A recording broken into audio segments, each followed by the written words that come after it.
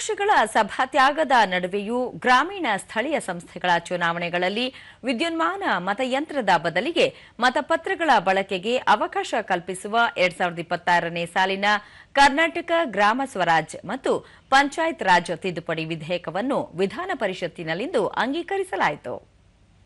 ಗ್ರಾಮೀಣಾಭಿವೃದ್ಧಿ ಮತ್ತು ಪಂಚಾಯತ್ ರಾಜ್ ಸಚಿವ ಪ್ರಿಯಾಂಕ್ ಖರ್ಗೆ ಮೇಲ್ಮನೆಯಲ್ಲಿ ವಿಧೇಯಕವನ್ನು ಪರ್ಯಾಲೋಚನೆಗೆ ಮಂಡಿಸಿ ಭಾರತ ಸಂವಿಧಾನದ 326ನೇ ಅನುಚ್ಛೇದದಡಿ ಜನರ ಪ್ರಜಾಸತ್ತಾತ್ಮಕ ಇಚ್ಛೆಯನ್ನು ಪ್ರತಿಬಿಂಬಿಸುವ ಮುಕ್ತ, ನ್ಯಾಯಸಮ್ಮತ ಮತ್ತು ಪಾರದರ್ಶಕ ಚುನಾವಣೆ ನಡೆಸುವುದನ್ನು ಖಚಿತಪಡಿಸಿಕೊಳ್ಳಬೇಕು, ಮತದಾರರ ಮತಪತ್ರದ ಗೌಪ್ಯತೆ, ಮತದಾರರನ್ನು ದಬ್ಬಾಳಿಕೆ, ಬೆದರಿಕೆ ಮತ್ತು ಅನಗತ್ಯ ಪ್ರಭಾವದಿಂದ ರಕ್ಷಿಸಿ ಪ್ರಜಾಪ್ರಭುತ್ವದ ಪಾವಿತ್ರ್ಯವನ್ನು ಸುರಕ್ಷಿತಗೊಳಿಸಬೇಕಿದೆ ಎಂದು ಹೇಳಿದರು.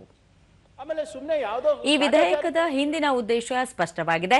ಮತದಾರರಿಗೆ ತಮ್ಮ ಮತದ ದುರುಪಯೋಗ ನಡೆಯುತ್ತಿಲ್ಲ ಎಂಬ ನಂಬಿಕೆ ಮತ್ತು ವಿಶ್ವಾಸವನ್ನು ಮರಳಿ ಮೂಡಿಸಬೇಕು. ಸ್ಥಳೀಯ ಆಡಳಿತ ವ್ಯವಸ್ಥೆಯ ಆಯ್ಕೆಯಲ್ಲಿ ಪಾರದರ್ಶಕತೆ ಕಾಣಿಸಬೇಕು. ಅದಕ್ಕಾಗಿ ಮತಪತ್ರಗಳನ್ನು ಬಳಕೆ ಮಾಡಲಾಗುತ್ತಿದೆ ಎಂದು ಹೇಳಿದರು. ಚರ್ಚೆ ವಿಕೋಪಕ್ಕೆ ತಿರುಗುತ್ತಿದ್ದಂತೆಯೇ ಬಿಜೆಪಿ ಸದಸ್ಯರು ಸಭಾತ್ಯಾಗ ಮಾಡಿದರು. ನಂತರ ಮಸೂದೆಯನ್ನು ಸಭಾಪತಿ ಬಸವರಾಜ ಹೊರಟ್ಟಿ ಮತಕ್ಕೆ ಹಾಕಿ ಧ್ವನಿ ಮತದ ಮೂಲಕ ಅಂಗೀಕಾರಗೊಂಡಿದೆ ಎಂದು ಘೋಷಿಸಿದರು.